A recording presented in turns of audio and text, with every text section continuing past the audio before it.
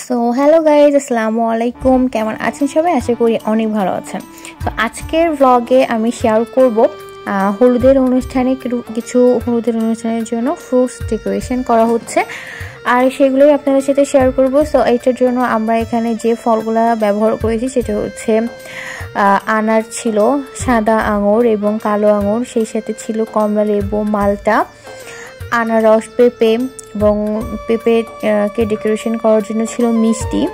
So এই জিনিসপত্রগুলো দিয়ে দেখুন না দর্শক, এই মালটা দিয়ে ডেকোরেশনটা আমি করেছি এবং আমাদের এই লুকায়িত প্রতিভা, আমরা চারজন ভাবি মিলে ডেকোরেশনগুলো করেছি, কিন্তু সবাই ফার্স্ট টাইম এগুলো করেছি এবং আমাদের যে এত ভালো প্রতিভা আছে এটা আসলেই আমাদের জানা ছিল না। সো এমন কঠিনও কোনো কাজই না, কিন্তু যেহেতু ফার্স্ট টাইম এক্সপিরিয়েন্স, তাই খুবই ভালো লেগেছে এত কিছু করতে পেরে।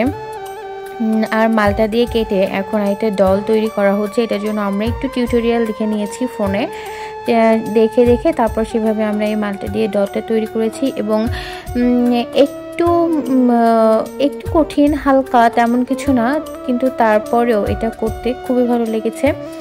আর এই ডেকোরেশনটা বেশ সুন্দর হয়েছে, তবে আমাদের কাছে মালটার পরিমাণ একটু কম ছিল জন্য, না হলে এটা 2-3টা করতে পারলে জিনিসটা আরও বেশি সুন্দর হতো দেখতে।